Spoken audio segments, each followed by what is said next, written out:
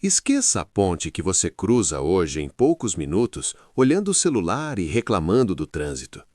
Volte no tempo para o final dos anos 1960. À sua frente não existe ligação nenhuma entre Rio e Niterói. Existe apenas um vazio de água escura, correntes fortes, vento salgado e uma baía considerada impossível de ser domada pela engenharia brasileira da época.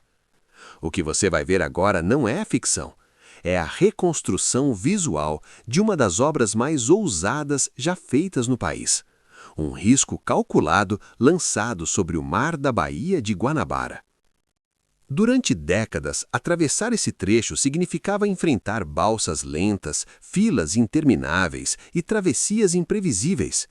O Rio de Janeiro e Niterói viviam de costas um para o outro, separados por poucos quilômetros de água que, na prática, era um abismo logístico.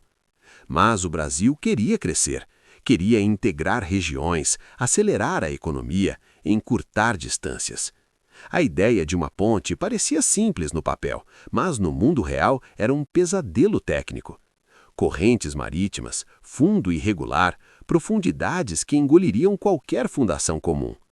Mesmo assim, a decisão foi tomada. O mar seria atravessado.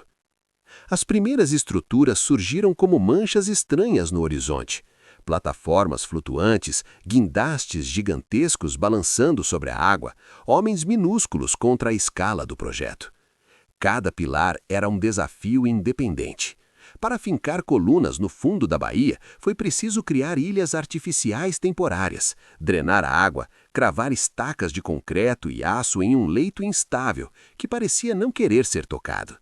Era como construir um arranha-céus de cabeça para baixo, invisível sob a superfície. O oceano resistia. Tempestades atrasavam cronogramas, equipamentos quebravam. O projeto parecia, por momentos, grande demais para o país. Mas a obra avançava. Lentamente, um esqueleto de concreto surgia do mar. De longe, parecia uma fila de dentes brancos cortando a água. A cada novo pilar erguido, a ideia deixava de ser um sonho distante e virava uma presença física no horizonte do rio. A engenharia brasileira estava aprendendo enquanto construía. Soluções inéditas eram improvisadas em tempo real. Não havia manuais prontos para uma ponte dessa escala no Brasil. Cada erro custava caro. Cada acerto empurrava o país alguns metros à frente, literalmente. No trecho central, onde navios gigantes precisavam passar, o desafio era ainda maior. O vão central exigia uma elevação monumental. A ponte precisava subir como uma montanha de concreto sobre o mar para permitir que o porto do rio continuasse respirando. Ali, a estrutura assumiu uma curva elegante e imponente. Não era apenas funcional, era simbólica, uma assinatura no horizonte da cidade. O Brasil estava escrevendo no céu, que também sabia construir grande. Enquanto isso, milhares de trabalhadores enfrentavam sol, vento e risco constante. Operários pendurados sobre o vazio, engenheiros calculando margens de erro milimétricas, máquinas trabalhando dia e noite. A ponte não era apenas concreto e aço, era suor, tensão e uma aposta coletiva no futuro. Muitos dos homens que ergueram aqueles pilares nunca atravessariam a ponte pronta sem lembrar do medo de cair, do barulho metálico das estruturas se encaixando, do balanço das plataformas no meio da baía. Quando os dois lados finalmente começaram a se aproximar, a obra ganhou um ar quase épico.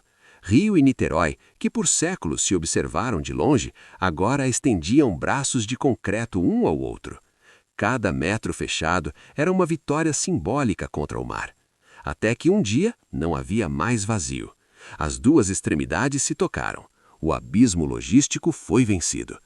Pela primeira vez, existia um caminho direto, contínuo, suspenso sobre a água.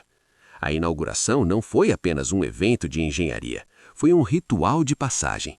O Brasil entrava em uma nova escala de obras públicas.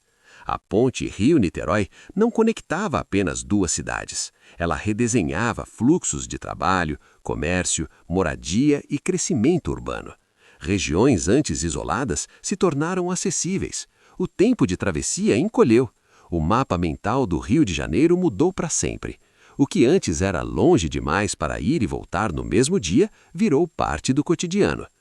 Hoje, a ponte parece óbvia. Está lá, sólida, banalizada pelo uso diário. Mas por baixo do asfalto existe uma história de enfrentamento contra a geografia.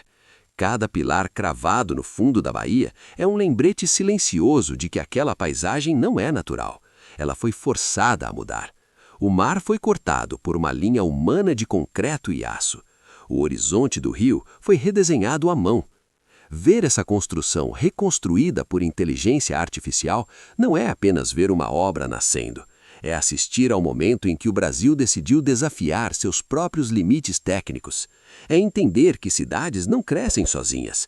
Elas são empurradas para frente por decisões ousadas, riscos enormes e obras que, no começo, parecem loucura. A ponte Rio-Niterói não é só um caminho. É o rastro físico de uma ambição. A de não aceitar mais o mar como fronteira, mas sim como espaço a ser atravessado.